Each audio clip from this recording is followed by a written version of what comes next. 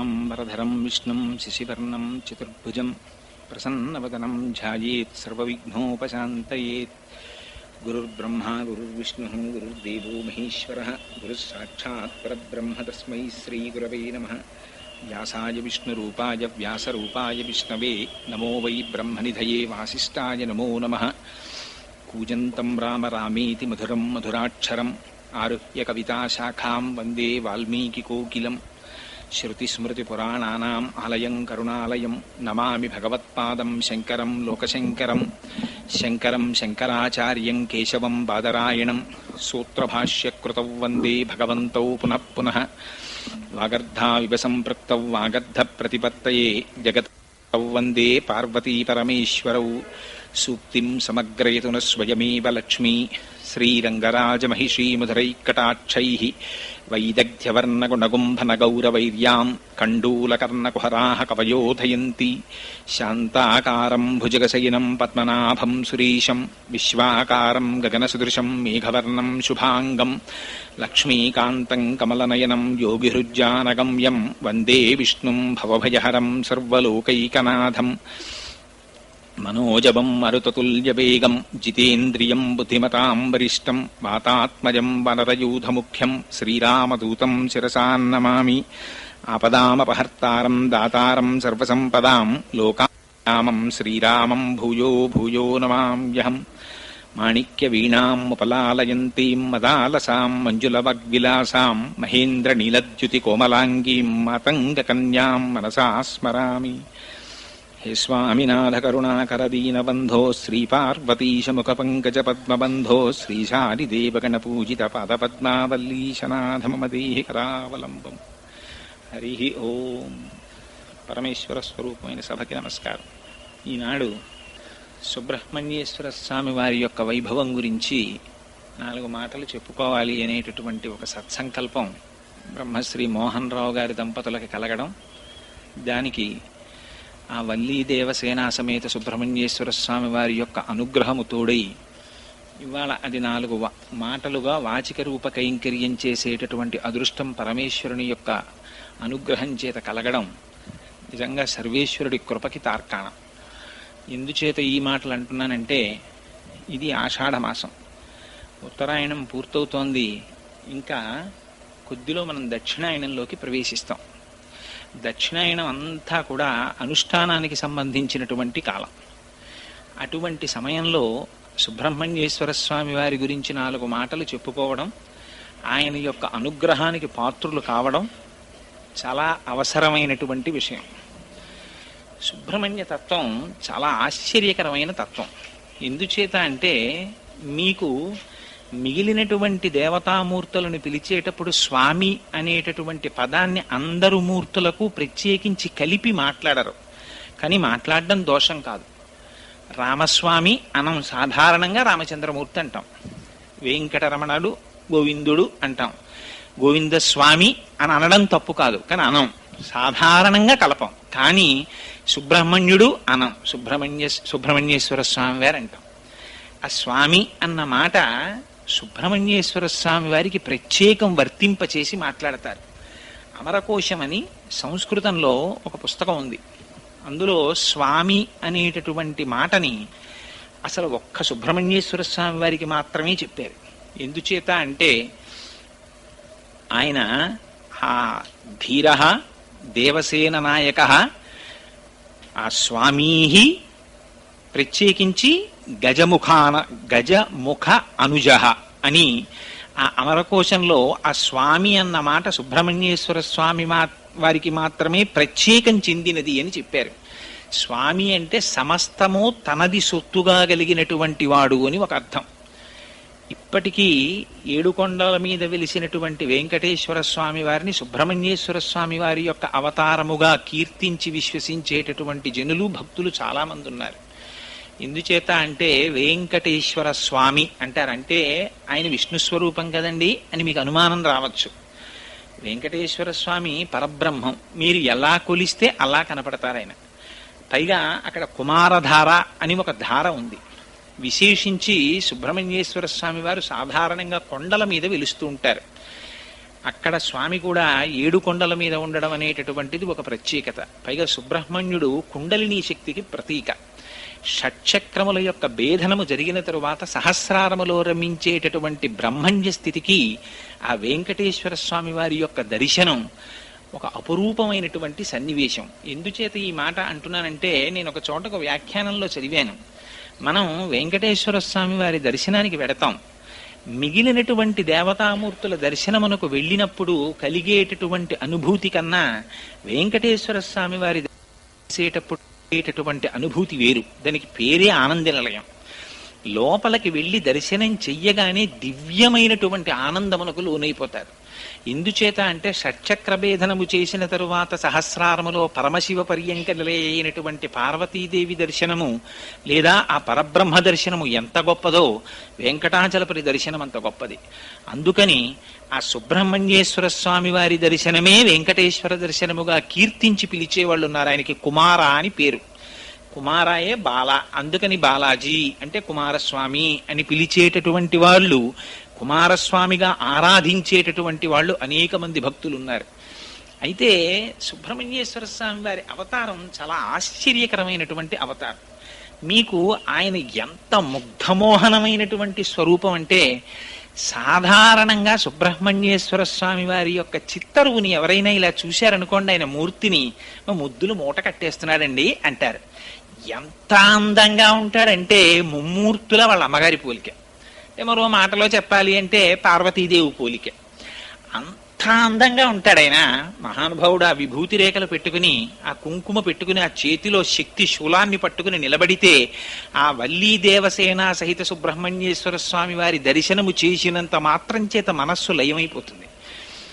అయితే అనేకమైనటువంటి దేవతాంశములు జన్మించాయి. కానీ వీటికి లేనటువంటి చిత్రం అంతా సుబ్రహ్మణ్యేశ్వర స్వామి వారి అవతారం దగ్గర వచ్చింది. ఎందుచేత అంటే, మీరు ఏ గ్రంథం తీసుకోండి, పవిత్ర గ్రంథం శ్రీమద్ రామాయణం తీసుకోండి, బాలకాండలో సుబ్రహ్మణ్యేశ్వర స్వామి వారి అవతారం చెప్తారు. భారతం తీసుకోండి, సుబ్రహ్మణ్యేశ్వర స్వామి వారి గురించి చెప్తారు. వామన పురాణం తీసుకోండి, సుబ్రహ్మణ్యేశ్వర స్వామి వారి గురించి చెప్తారు. స్కాంద పురాణం కేవలం సుబ్రహ్మణ్యేశ్వర స్వామి వారి పేరు మీద వచ్చింది. అది పురాణాలన్నింటిలోకి పెద్ద పురాణం. మీరు కుమార సంభవం, కాళిదాస కృతం, ఎవరైనా సుబ్రహ్మణ్యేశ్వర స్వామి వారి గురించి చెప్తారు. ఇంకా చిత్రం ఏమిటంటే, అసలు శ్రీమద్ రామాయణాన్ని రచించినటువంటి వాల్మీకి మహర్షికి ఒక గొప్ప అలవాటు. ఆయన ఏ సర్గకి ఫలశ్రుతి చెప్పరు. ఈ సర్గ చదివితే ఇదిగో ఇది వస్తుంది అని ఎక్కడా ఉండదు. మీకు అంత శక్తివంతమైన సుందరకాండకి ఫలశ్రుతి చెప్పల వాల్మీకి మహర్షి. ఏ సర్గకైనా అందులో సీతాదేవి దర్శనం జరిగినటువంటి సర్గ పరమపావనమైనటువంటి సర్గ. అలాగే జయమంత్రం చెప్పినటువంటి సర్గ పరమపావనమైన సర్గ. మరి ఆ సర్గలలో వేటికైనా ఫలస్థుతి చెప్పారా వాల్మీకి మహర్షి? ఇవి జరిగితే ఇదిగో ఇది జరుగుతుంది అని ఎక్కడ చెప్పరు వాల్మీకి.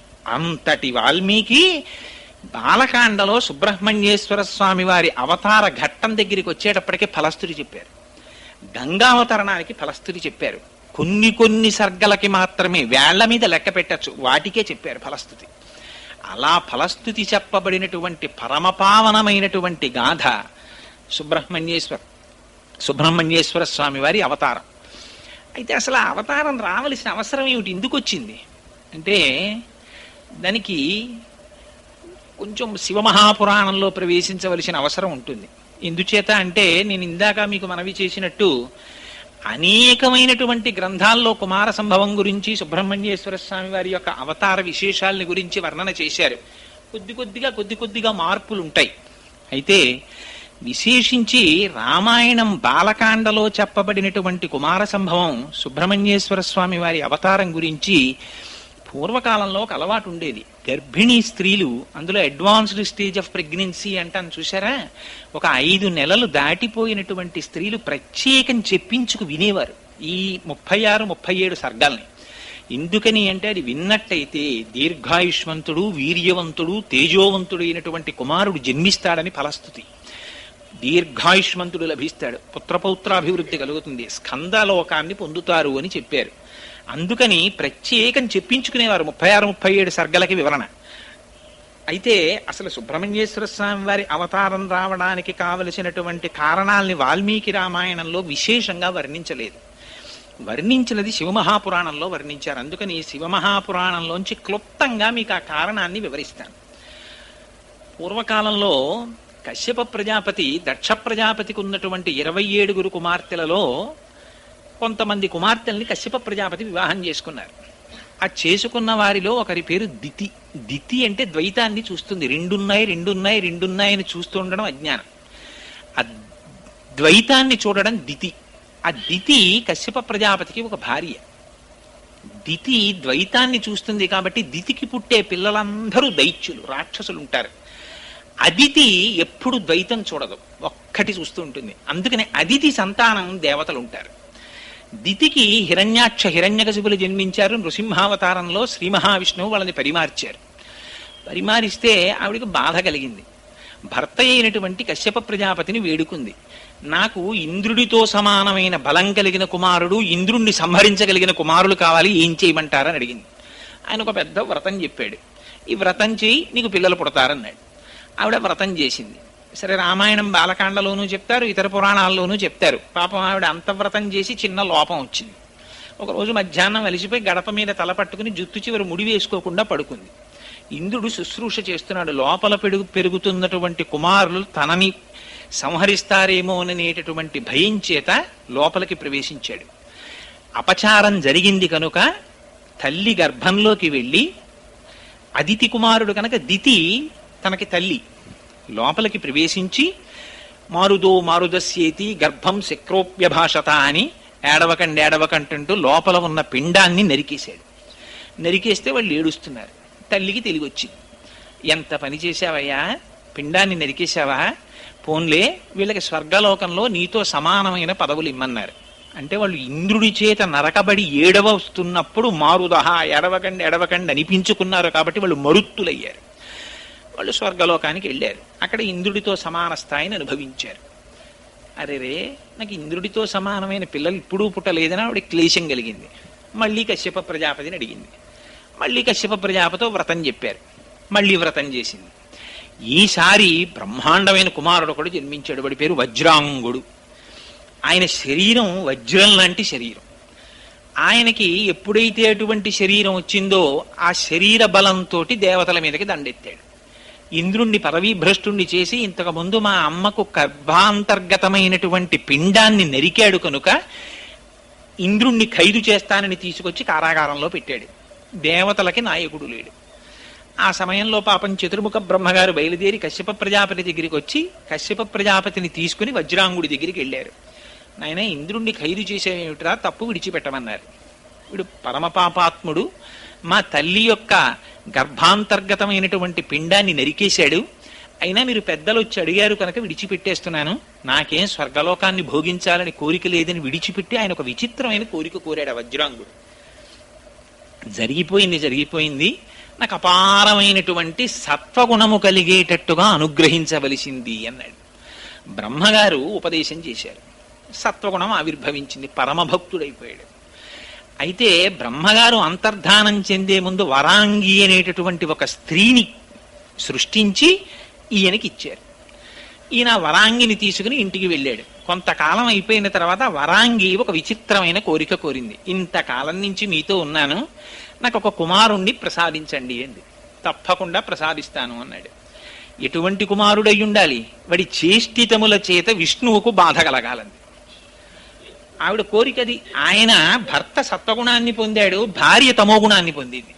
అరేరే, ఎంత మాట అడిగిందిరా, నేను ఇవాళ సత్వగుణంలో ఉన్నాను, ఇలాంటి కుమారుడు కావాలని అడిగిందని వెళ్ళి మళ్ళీ బ్రహ్మగారి గురించి తపస్సు చేశాడు. మళ్ళీ బ్రహ్మగారు ప్రత్యక్షమయ్యారు. ఏం కావాలన్నాడు. ఇదిగో ఎవ్వరి చేత ఓడింపబడినటువంటి కుమారుడు ఒకడు కావాలని అడిగాడు. తథాస్తు, జన్మిస్తాడన్నాడు ఆయన. వచ్చాడు, వీర్యాన్ని భార్య యందు నిక్షేపించాడు. అటువంటి కుమారుడే సంభవించాడు. ఆ కుమారుడు సంభవిస్తుండగానే దిక్కులన్నట అగ్నిహోత్రం పుట్టిందిట. భూమి మించి ధూళి పైకి రేగింది. సముద్రములు నదులు కల్లోలాన్ని పొందాయి. నక్కలు పెద్ద పెద్ద ఊళలు వేసే ఊళ్ళల్లోకి వచ్చి, కాకులు గ్రద్దలు నిష్కారణంగా అరుపులు మొదలెట్టాయి. గోవుల కన్నుల వెంట నీరు కారిందిట. వాటి పొదుగుల మీద రక్తం చిమ్మిందిట. కనపడకూడనటువంటి దుశ్శకునములన్నీ కనపడ్డాయి. ఆ సమయంలో కశ్యప ప్రజాపతి వచ్చి ఆ పిల్లవాడికి తారకుడు అని నామకరణం చేశాడు. ఈ తారకాసురుడు బ్రహ్మగారి గురించి తపస్సు చేశాడు. బ్రహ్మగారు ప్రత్యక్షమయ్యారు. చిత్రం ఏమిటంటే మీకు దేవతలు తపస్సు చేస్తారు, ఋషులు తపస్సు చేస్తారు, రాక్షసులు తపస్సు చేస్తారు. తేడా ఎక్కడుంటుందంటే రాక్షసులు చేసేటటువంటి తపస్సు దేహాన్ని సూషింప చేసేస్తారు వాళ్ళు. వాడు చేసిన తపస్సు మీరు శివమహాపురాణంలో చదివితే ఆశ్చర్యం వేస్తుంది. వాడు ఎటువంటి తపస్సు చేశాడో తెలుసా అండి? వాడు 1000 సంవత్సరములు పొగలోకి ముఖం పెట్టి తపస్సు చేశాడు, పొగ పీలుస్తూ. 2 నిమిషాలు మనం పొగలో మొహం పెట్టలేము. వాడు 1000 సంవత్సరాలు పొగలో మొహం పెట్టి తపస్సు చేశాడు. 1000 సంవత్సరాలు బొటనవేలు మీద నిలబడి తపస్సు చేశాడు. 1000 సంవత్సరాలు చెట్టుకొమ్మ మీద నిలబడి తపస్సు చేశాడు. 1000 సంవత్సరాలు అగ్నిహోత్రంలో నిలబడి తపస్సు చేశాడు. 1000 సంవత్సరాలు నీళ్లలో నిలబడి తపస్సు చేశాడు. 1000 సంవత్సరాలు కన్నార్పకుండా సూర్యుని చూస్తూ తపస్సు చేశాడు. ఎంత క్లేశ పెట్టాడో చూడండి శరీరాన్ని. తప్పించిపోయాడు బ్రహ్మగారి గురించి. ప్రత్యక్షమయ్యారు చతుర్ముఖ బ్రహ్మగారు. ఏమి నీ కోరిక అన్నారు. వాడు ఎంత చిత్రమైన కోరికలు కోరుతారో చూడండి. ఇంత తపస్సు చేసి రాక్షసులు వాడు అన్నాడు, బ్రహ్మగారు మీరు సృష్టి చేశారు కదా, మీ సృష్టిలో ఉన్నటువంటి వాడు ఎవ్వడూ నన్ను ఓడించకూడదు. 2, నేను నిర్జింపబడాలంటే పరమశివుని యొక్క వీర్యమునకు జన్మించినటువంటి వాడి చేత నేను సంహరింపబడాలి. నాకు ఈ వరం ఇమ్మన్నాడు. తథాస్తన్నాడు. ఆయన వెళ్ళిపోయారు. ఇక్కడ వచ్చింది పెద్ద చిక్కంతా. పరమశివుడికి వీర్యస్ఖలనం ఏమిటి అసలు? ఆయన మహానుభావుడు. ఆయనకి కామారి అని పేరు. మరి ఎంత గొప్ప తంటా తెచ్చిపెట్టాడో చూడండి. నిజంగా రాక్షసుడు వాడి లక్షణం ఏమిటంటే ఎవ్వరూ చెయ్యనివి పరమశివుడు 2 చేస్తాడు. ఆయన యమధర్మరాజుని తంతాడు ఎడంకాలితోటి. అందుకని శివానంద లహరిలో శంకరులు అంటారు, వక్షస్థాడనమంతకస్య కఠినాపస్మార సంవర్ధనం బుభృత్ పర్యటనం నమత్సురశిర కోటీర సంఘర్షణం కర్మేదం మృదులస్య తావక పదద్వంద్వస్య గౌరీపతే మచ్చేతోమణిపాదుకా విహరణం శంభో సదాంగీకురు అంటారు. ఎడంకాలతో తన్ని అవతల బారేశాడు యమధర్మరాజుని. చంద్రశేఖర చంద్రశేఖర చంద్రశేఖర పాహిమాం చంద్రశేఖర చంద్రశేఖర చంద్రశేఖర రక్షమాం అంటే మార్కండేయుడు. కామారి అయి ఆ మన్మధుడు వచ్చి బాణం వేస్తే 3వ కన్ను తెరిచి కాల్చవతల పారేశాడు. మనం పుట్టామంటే కారణం మన్మథ బాణాలు తల్లిదండ్రుల మీద పడ్డాయి. చనిపోయామంటే కారణం యమధర్మరాజు గారు పాశం వేసి తీసేశాడు. అందుకని పరమశివుడి పాదాలు పట్టుకుంటే ఏమవుతుంది? యముడి పాశం పడదు, మన్మథ బాణం తల్లిదండ్రుల మీద పడదు. అంటే ఏమవుతుంది? వాడు పునరావృత్తి రహిత శాశ్వత శివ సాయుధ్యమును పొందుతాడు. అందుకని ఆయన 3వ కంటి మంటకి కాముణ్ణి కాల్చేసిన వాడికి కామం ఏమిటి? ఆయనకి వీర్యస్ఖలనం ఏమిటి? అందుకని అది అవదు కాబట్టి వీడు చచ్చిపోవడానికి కావలసినటువంటి వాడు పుట్టడు. అది వాడి నమ్మకం. అందుకని పరమశివుడికి వీర్యము స్ఖలనమైతే ఆ వీర్యములోంచి ఉద్భవించిన వాడి చేత నా మరణమునకు హేతు అవుతుంది అన్నాడు బ్రహ్మగారు. తపస్సు ఇప్పుడు దేవతలకు ఉన్న గొప్ప లక్షణం ఏంటంటే తపస్సు చేసిన తర్వాత అక్కడ తర్కం చేయరు. తదాస్త అన్నాడు, వెళ్ళిపోయాడు. ఇహ తంటా ప్రారంభం. వాడు ఇంటికి వెళ్ళాడు. వచ్చేసింది వరం. వెంటనే వాళ్ళకి జ్ఞాపకం వచ్చేది ఎవరంటే పాపం ఇంద్రుడు గుర్తొస్తాడు. వీళ్ళు గబగబా వెళ్ళిపోయాడు. వెళ్ళిపోయి ఇంద్రుడిని పదవీ భ్రష్టుణ్ణి చేసేశాడు. చేసేయగానే ఇంకక్కడి నుంచి దేవతలందరూ ప్రతి పురాణంలో మనం చదివేటటువంటి విశేషమే అనేక కష్టాలు పడ్డారు. ఆ కష్టాలు పడి దేవతలందరూ కలిసి బ్రహ్మగారి సభకి వెళ్ళారు. అయ్యా ఎలాగయ్యా స్వామి, మాకు ఎలా? వీళ్ళేమనుకున్నారంటే దేవతలు పార్వతీదేవినిచ్చి వివాహం చేస్తే పార్వతీ పరమేశ్వరులు ఇద్దరు క్రీడిస్తే ఆ పార్వతీ పరమేశ్వరులు ఇద్దరికి కుమారుడు జన్మిస్తాడని వీళ్ళు అనుకున్నారు. అని పాపం వీళ్ళు ఎదురు చూస్తున్నారు. ఎదురు చూస్తుండగా అప్పటికి 100 దివ్య సంవత్సరములు గడిచిపోయాయి. వాళ్ళిద్దరూ ఏకాంతంలోకి వెళ్ళి ఆయన తిరిగి రాడు, ఆవిడికి గర్భం రాదు. ఎక్కడ వచ్చిన గొడవరా అని దేవతలందరూ బయలుదేరారు. బయలుదేరి ఇక్కడ ఈ విషయాన్ని ఇప్పుడు శివమహాపురాణంలోంచి వాల్మీకి రామాయణాంతర్గత బాలకాండలోకి వద్దాం. ఇక్కడ వాల్మీకి మహర్షి చెప్తారు. ఇంకిక్కడి నుంచి రాముణ్ణి ఉద్దేశించి చెప్తుంటారు ఈ కథ. అందుకని పురారామ కృతోద్యాహో నీలకంఠో మహాతపాహ దృష్ట్వాచ స్పృహయాదేవి మైథునాయోపచక్రమే అన్నారు. 100 దివ్య సంవత్సరముల పాటు పరమశివుడు పార్వతీదేవితో క్రీడిస్తూ ఏకాంతమునందుండిపోతే దేవతలందరూ సమావేశం పెట్టుకున్నారట. వెర్రి వెర్రి ఆలోచనలు పుడుతుంటాయి ఒక్కొక్కసారి ఎంతటి వాళ్ళకి. వీళ్ళకి అక్కర్లేని సబ్జెక్టు. వీళ్ళకి ఏం ఆలోచన చేశారంటే దేవతలందరూ, రే పరమశివుడు అంటేనే దుర్నిరీక్షుడు కదా, ఆయనను అసలు దర్శనం చేయడమే చాలా కష్టం కదా భగవానుడిని. అసలు శాస్త్రం అలాగే మాట్లాడింది. ఎందుచేత అంటే పార్వతీదేవి దర్శనం చెయ్యాలంటేనే అమ్మవారి దర్శనం అంటే అమ్మవారి పాదమునకున్నటువంటి బొటనవేలి కాలి గోటు అని వీళ్ళందరూ బయలుదేరారు. బయలుదేరి కైలాస పర్వతం దగ్గరికి వెళ్ళి పెద్ద ప్రార్థన మొదలెట్టారు. దేవదేవ మహాదేవ సర్వలోక హితేరత నలోకాధారయిష్యంతి తవ తేజ సురోత్తమా అని. అయ్యో స్వామి పరమేశ్వర, నువ్వు సర్వలోకములను కాపాడవలసినటువంటి వాడివి. నీకు రేతోస్ఖలనమైతే దాన్ని పార్వతీదేవి సహించలేదు. పార్వతీదేవి ఏమిటయ్యా, ప్రపంచంలో ఎవ్వరూ సహించలేరు దాన్ని. అందుకుని నీ యొక్క వీర్యము నీ యందే ఉంచుకో, ఆ రేతస్సు స్ఖలనము కాకుండా చూడు అని అడిగారు. అడిగితే లోపల భార్యతో సంగమిస్తున్నటువంటి పరమేశ్వరుడు బయటికి వచ్చాడు. కుమార సంభవం మనకు అనేక రహస్యాలు చెప్తుంది. ఇప్పటికీ కూడా దేవీ భాగవతంలో చెప్తారు, శ్రాంతే భీతే త్యక్స్తనాస్త్రే పతితే బాలకేస్తథా. కొన్ని నియమాలున్నాయి. ఆ నియమాలున్నటువంటి వాళ్ళని ఎట్టి పరిస్థితులలోనూ కూడా ఎంత పని ఉన్నప్పటికీ బయటికి పిలవడానికి వీల్లేదు. వాళ్ళని అటువంటి కార్యక్రమంలో, అనగా ఏ తపస్సు చేసుకుంటున్న వాళ్ళని లేదా మైథునంలో ఉన్నటువంటి వాళ్ళని బయటికి పిలవడం కానీ వాళ్ళ ఏకాంతాన్ని భంగం చేయడం కానీ చెయ్యకూడదు. వీళ్ళు వెళ్ళి పెద్ద ప్రార్థన మొదలెట్టారు. ఆయనకి భక్తవశంకరుడు అని బిరుదు పరమేశ్వరుడికి. ఇది పరమశివుని యొక్క గొప్పతనం అంటే. అటువంటి సమయంలో మహాయోగి అయినటువంటి పరమశివుడు భార్యా సంగమాన్ని విరమించి, అరేరే పిల్లలు ఎక్కడో పెద్ద కేకలు వేస్తున్నారు నా కోసమని, ఆ మాట వేయడంలో చూడండి వాల్మీకి మహర్షి ఏం మాట వేశారో చూడండి. పురారామ కృతోద్యాహో నీలకంఠో మహాతపాహ. నీలకంఠుడని పిలిచారు ఆయన్ని. ఇంకో మాట పెట్టి పిలవకూడదా? నీలకంఠుడని పిలవడం ఎందుకు అంటే, హాలాహల భక్షణం చేయవలసి వచ్చినప్పుడు ఆయన మాట చెప్పాడు. పరహితము చేయునెవ్వడు పరమహితుండగును భూత పంచకమునకున్ పరహితమి పరమధర్మము పరహితునకు నిదురు లేదు పర్వేందుముఖి. ఈ భూత పంచకానికి ఎవరు ఉపకారం చేస్తారో వాళ్ళు అంతటి చేత ఉపకారం చేయబడతారు. అందుచేత నేను ఈ హలాహలాన్ని బుచ్చేసుకుంటానన్నాడు పరమశివుడు. ఆయన అంతటి మహాత్యాగి.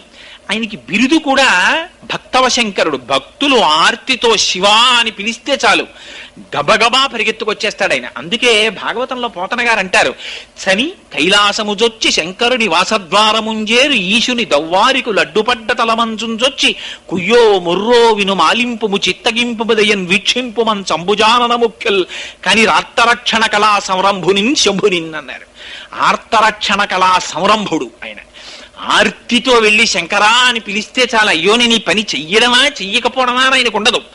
గబగబా పరిగెత్తుకొచ్చేస్తాడు.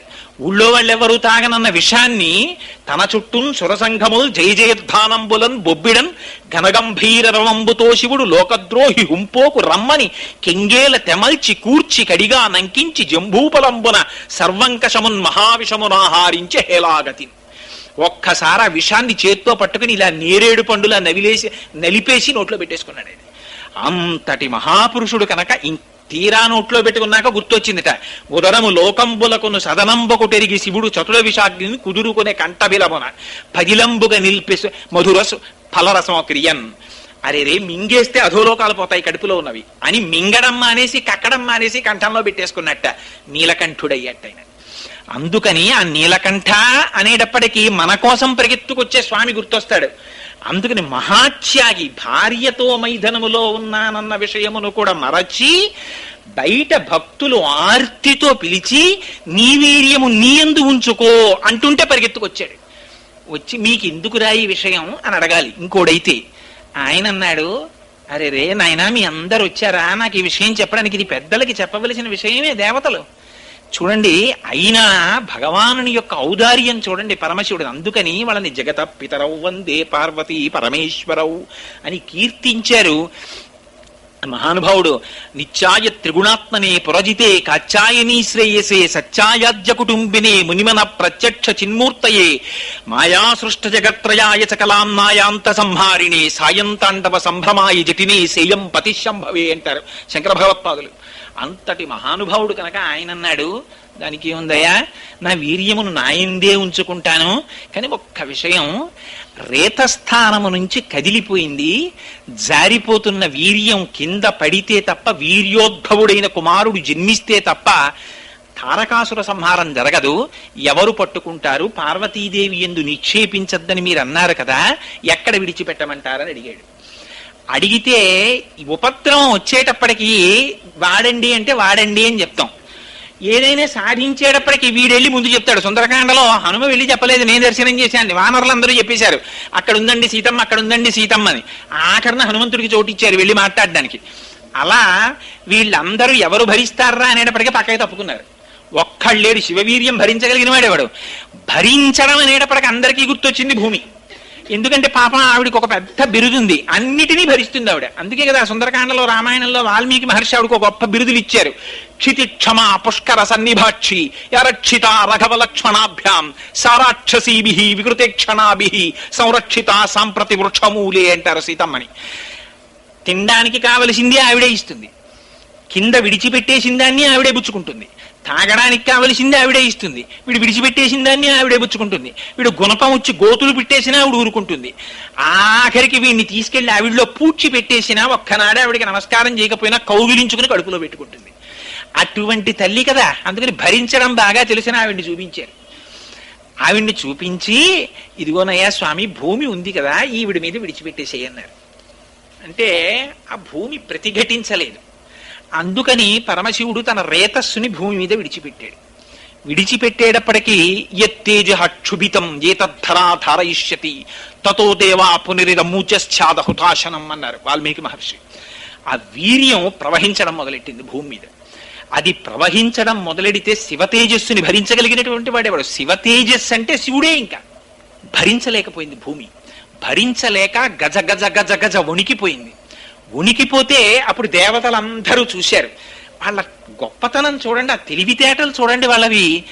ఎందుకు భూమి ఇంత కాలిపోతోందంటే తేజస్సు వేడి, వేడిని వేడి భరించగలదు. అందుకని అగ్నిహోత్ర నువ్వు వెళ్ళి పుచ్చేసుకుని కొంత నీ కడుపులో పెట్టేసుకో అన్నారు. నువ్వు వేడి కదా అందుకని నీలో పెట్టుకోమన్నారు. అంటే ఇందులో చమత్కారం కూడా ఏమిటంటే వాళ్ళు చేసిన పొరపాటుని పరమశివుడు చక్కదిద్దుతున్నాడు.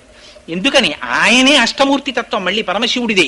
అందుకే కాంచీపురంలో పృథివీలింగం, జంబుకేశ్వరంలో జలలింగం, అరుణాచలంలో అగ్నిలింగం, చిదంబరంలో ఆకాశలింగం, శ్రీకాళహస్తిలో వాయులింగం, కోణార్కలో సూర్యలింగం, సీతాగుండంలో చంద్రలింగం, కాఠ్మండూలో యజమానలింగం. 8 పరమశివుని యొక్క మూర్తులే. అష్టమూర్తి తత్వం కనుక అగ్నిహోత్ర స్వరూపంతో వచ్చి ఆయనే కొంత వీర్యాన్ని మళ్ళీ తనలోకి తీసుకున్నారు. ఈ మిగిలిన వీర్యం భూమి మీద ప్రవహించింది. ఆవిడ భరించలేకపోయింది ఆ వేడిని. భరించలేక చిత్రం చూడండి, ఆవిడ తీసుకెళ్లి గంగలో వదిలేసింది. గంగ వేడెక్కిపోయి నేను భరించలేని తీసుకెళ్లి హిమాలయ పర్వతాల మీద వదిలేసింది, ఇంకొంచెం చల్లగా ఉంటాయని. హిమాలయ పర్వతాలు అమ్మ బాబోయ్ నేను భరించలేనని కిందకు వదిలేసింది. అక్కడ రెల్లు పొదలు పుట్టాయి. ఈలోగా జాత రూపమితి ఖ్యాతమ్మని ధాతువులన్నీ పుట్టాయి, లోహాలన్నీ పుట్టేశాయి. పెద్ద తెల్ల కొండ ఏర్పడిపోయింది, అది కైలాసం అయిపోయింది. అక్కడ రెల్లు పొదలు పుట్టాయి. ఆ రెల్లు పొదల్లో ఏడుస్తూ పిల్లవాడు కనబడ్డాడు.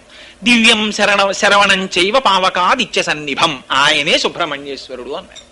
అయితే చిత్రం ఏమిటంటే వాల్మీకి రామాయణంలో ఇది చెప్పడంలో ఒక గమ్మత్తు పాటించారు. సంక్షిప్తంగా ఇలా చెప్పి వెంటనే అన్నారు, ఈ కొడుకు పుట్టాడు కదా వీళ్ళకి సంతోషం వచ్చేసింది. వాడు తండ్రి ఎన్ని కష్టాలు పడ్డాడో వీళ్ళకి అనవసరం, అమ్మయ్య సేనాధిపతి దొరికాడని వీళ్ళందరూ వెళ్ళి పార్వతీ పరమేశ్వరులిద్దరికి నమస్కారం చేద్దామని వెళ్ళారు. పూలు పళ్ళు పట్టుకెళ్ళి స్వామి ఓసారి వస్తే నమస్కారం పెడతామన్నారు. అంటే పార్వతీదేవి బయటికి వచ్చింది, ఎంత పని చేశారా మీరు, స్త్రీ కోరుకునేటటువంటి గొప్ప సౌభాగ్యం ఏమిటి, భర్తని తనయందు మొయ్యాలనుకుంటుంది. ఇది భార్యాస్వరూపం అంటే. భర్త తను ఒక్క తాళి కట్టిన భార్యకి తప్ప అన్యులకు ఇవ్వకూడనటువంటి కటాక్షం తనని తన భార్య యందు నిక్షేపిస్తాడు. ఆ భార్య తన పతి యొక్క స్వరూపాన్ని తన కడుపులో పెంచి పెద్ద చేసి ప్రసవిస్తుంది తప్ప తన స్వరూపాన్ని వేరొక చోట నిక్షేపించకూడదు పురుషుడు.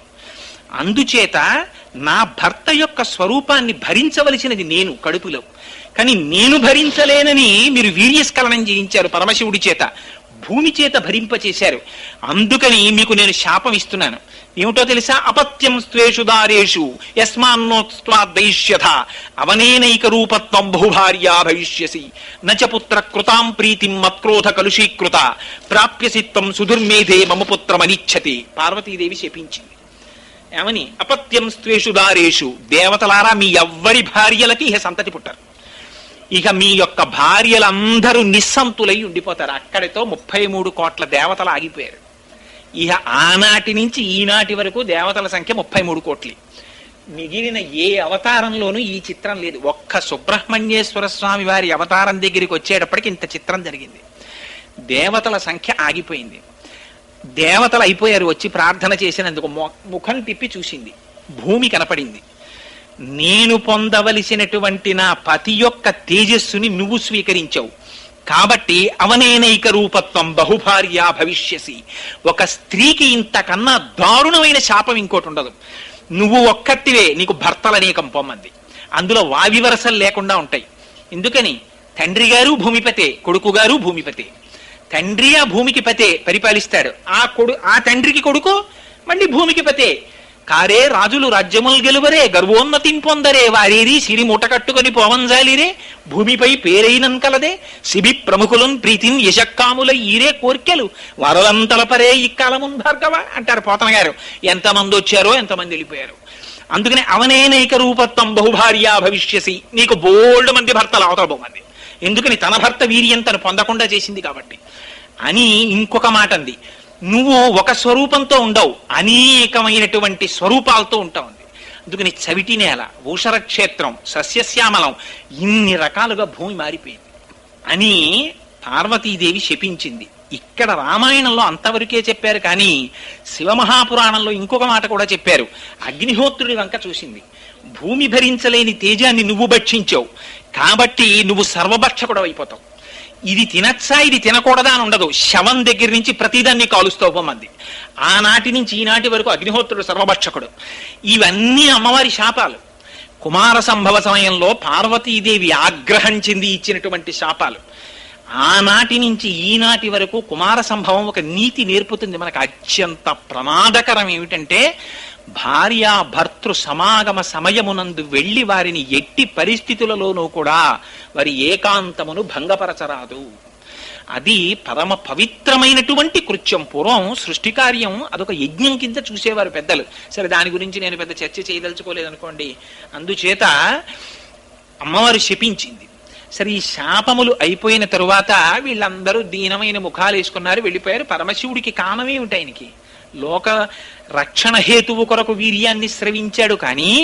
కానీ అది వాళ్ళు భూమిని చూపించారు. భూమిని చూపించడంలో అరెరే రేతస్సు ఫలితాన్ని ఇవ్వలేకపోతోందని అగ్నిస్వరూపంతో కొంత తేజస్సుని దాచాడు ఆయన. వెళ్ళిపోయారు. పార్వతీ పరమేశ్వరులు ఉత్తర దిక్కుకు వెళ్ళి తపస్సు చేసుకుంటున్నారు. తారకాసురుడి ఆగడాలు మిన్నంటిపోయాయి. వీళ్ళందరూ బ్రహ్మగారి దగ్గరికి వెళ్ళారు. వెళ్ళి, అయ్యయ్యో మహానుభావ, మేము బుద్ధి లేక పరమశివుని యొక్క రేతస్సు భూమి మీద పడేటట్టు చేశాం. ఈనాడు దేవతలకి నాయకుడు లేడు, మమ్మల్ని ఏం చెయ్యమంటావని అడిగారు. బ్రహ్మగారు, నేను అప్పుడప్పుడు చెప్తుంటానే, ఆయన కన్సల్టెంట్ ఫిజిషియన్ లాంటివాడు. ఆయన చతుర్ముఖ బ్రహ్మగారి దగ్గరికి వెడితే ఆయన ఒక అద్భుతమైన సలహా ఇస్తాడు. ముందు డయాగ్నోసిస్, ఇది చెయ్యి ఏమిటండి ఎప్పెడుతోందండి అంటే, ఊళ్ళో ఫలానా న్యూరాలజిస్ట్ దగ్గరికి వెళ్ళండి అని రిఫరెన్స్ రాసిస్తాడు. ముందు డయాగ్నోసిస్ ఆయన చేస్తాడు, పర్ఫెక్ట్ డయాగ్నోసిస్. అందుకని చతుర్ముఖ బ్రహ్మగారు అన్నారు, అబ్బాయి, ఇప్పుడు శివవీర్యాన్ని ధరిస్తే కదా అసలు పిల్లవాడు పుట్టడం. ఆవిడ శపించేసింది పార్వతీదేవి, అపత్యం స్త్వేషు దారేషు, దేవతల భార్యలు ఎవ్వరికీ పిల్లలు పుట్టరు. కాబట్టి ఇప్పుడు భరించేవాళ్ళు ఎవరు? పైగా మీకు ఎవరికైనా ధైర్యం ఉందా? పోనీ ఇప్పుడు మళ్ళీ శివవీర్యాన్ని భరించేటటువంటి ఉద్దేశం ఏ స్త్రీకైనా ఉందా అంటే, ఎవరు వస్తారు మళ్ళీ అమ్మవారికి తెలిస్తే? అందుకని ఎవరూ రారు. కాబట్టి ఎవరైతే ఆవిడ ఒప్పుకుంటుంది, తనకి తోడ పుట్టిందో ఒక ఆవిడుంది. ఎవరు? హిమవంతుని యొక్క పెద్ద కూతురు గంగాదేవి. తన అక్కగారే కాబట్టి బహుశః గంగాదేవి స్వీకరిస్తే ఆవిడికి కోపం రాకపోవచ్చు. అందుకని గంగలో శివవీర్యాన్ని విడిచిపెట్టండి. ఎక్కడుంది ఇంకా శివవీర్యం? అగ్నిహోత్రుడి దగ్గర ఉంది. ఆయన భూమి భరించలేనప్పుడు కొంత స్వీకరించాడు కాబట్టి అగ్నిహోత్రుడు అష్టమూర్తి తత్వంలో పరమశివుడే. అందుకని తీసుకువెళ్ళి అక్కడ విడిచిపెట్టు గంగలో అన్నారు. అంటే ఎంత జాగ్రత్త చూపించారో చూడండి. అందుకే కుమార సంభవం వింటే అటువంటి కుమారులు కలుగుతారనడానికి కారణం అది. ఈయన వెళ్ళి ప్రార్థన చేశాడు అగ్నిహోత్రుడు. ఏమని? గర్భంధారయ వైదేవి దేవతానామిదం ప్రియం తస్య దద్వచనం శ్రుత్వా దివ్యం రూపమధారయత్. అమ్మా గంగా, దేవతలందరూ కోరుతున్నారు, పరమశివుని యొక్క రేతస్సు నా యందు ఉన్నది, దాన్ని నీ యందు విడిచిపెడతాను, నువ్వు అనుగ్రహించవలసింది అన్నాడు. అంటే తస్య దద్వచనం శ్రుత్వా, ఆ మాటలు విని ఆవిడ ప్రీతి పొందిందిట. దివ్యం రూపమధారయత్, ఆవిడ దివ్యమైన రూపాన్ని పొందింది. ఆ తేజస్సుని విడిచిపెట్టాడు గంగలోకి. ఆ గంగలోకి విడిచిపెడితే గంగ భరించింది. భరించింది కానీ ఆ గంగ తీసుకుని వెళ్ళేటప్పుడు అపారమైన ఉడుకుదనం ప్రసరించింది. శివ తేజస్సుని భరించలేకపోయింది. భరించలేక ఆ తేజస్సు కొంతవరకు వచ్చిన తరువాత ఇహ భరించలేక దాన్ని తీసుకుని వెళ్ళి హిమాలయ పర్వత శిఖరముల దగ్గర విడిచిపెట్టేసింది. ఆ హిమాలయ పర్వత శిఖరముల దగ్గర విడిచిపెట్టినప్పుడు ఒక ఆశ్చర్యకరమైనటువంటి సంఘటన జరిగింది. ఏమిటా ఆశ్చర్యకరమైన సంఘటన అంటే, అందులో ఉండేటటువంటి శోణితము చేత బంగారము వెండి పుట్టేట.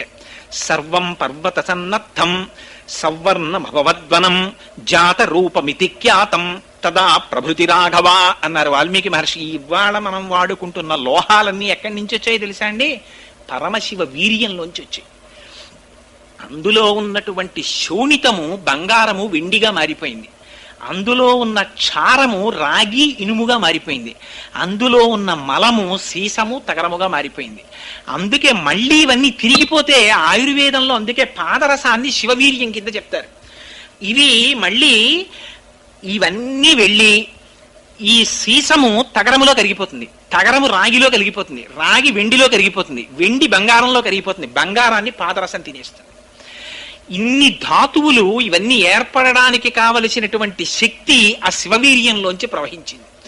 బ్రహ్మాండమైనటువంటి వెండి కొండ ఏర్పడిపోయింది. అక్కడ దివ్యం శరవణం చైవ, అక్కడ తదగ్నినా పునర్వ్యాప్తం సంజాత శ్వేత పర్వతం దివ్యం శరవణం చైవ పావకాదిత్య సన్నిభం అన్నారు. రెల్లు పొదలు పుట్టాయి. ఆ రెల్లు పొదల్లోంచి ఒక పిల్లవాడు జన్మించాడు.